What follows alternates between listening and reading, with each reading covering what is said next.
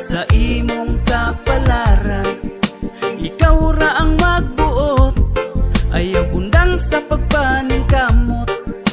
Kay imo rang makabot, pangandoy ug kalampusan.